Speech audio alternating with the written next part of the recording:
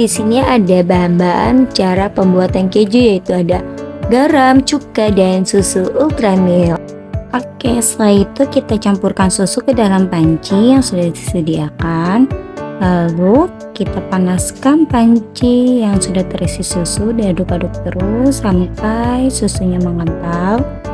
Dan setelah itu diaduk-aduk terus. Setelah itu kita campurkan cuka, ya, kita campurkan cuka hanya sebeberapa kita saja. Mungkin saya memerlukan cukanya itu hanya 5 tetes ya guys, 5 tetes cuka, supaya air susu yang telah kita panaskan itu menjadi kental ya, menjadi kental.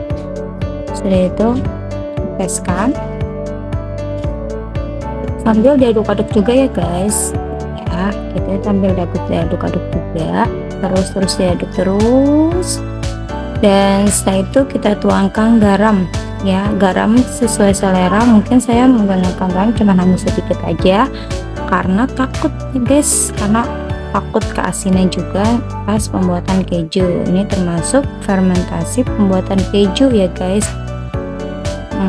Terus diaduk-aduk terus sampai bentuknya pun mengental, karena kalau tidak diaduk-aduk itu nanti mengembang guys, air susunya itu mengembang sampai keluar dari permukaan panci tersebut, karena kan bahaya juga ya guys ya.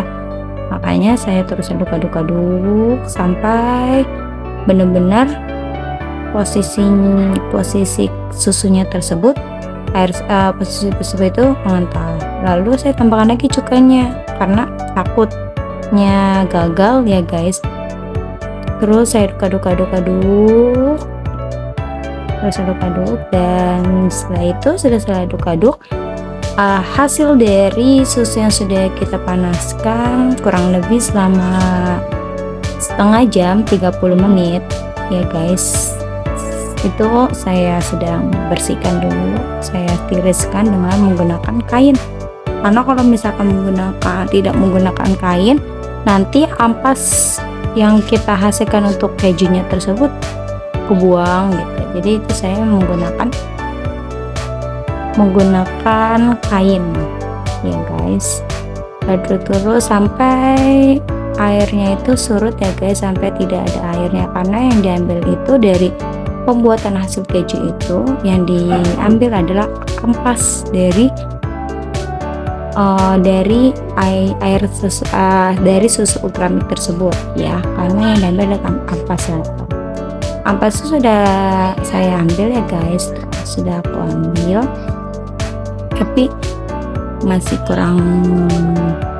kurang kering juga ya guys ya.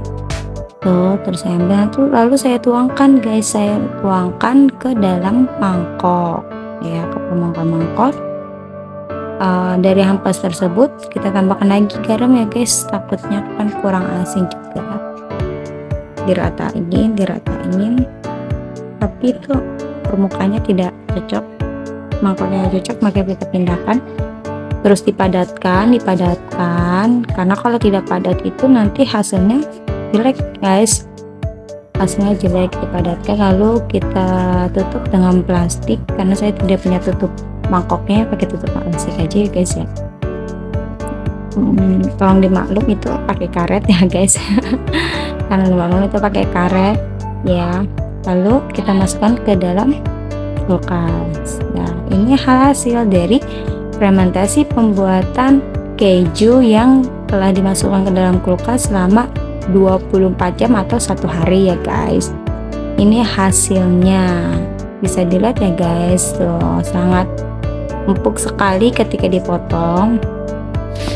Oke guys, terima kasih, see you next time. Itu pembuatan keju ya guys, fermentasi pembuatan keju. Oke, terima kasih, see you and next time, bye bye.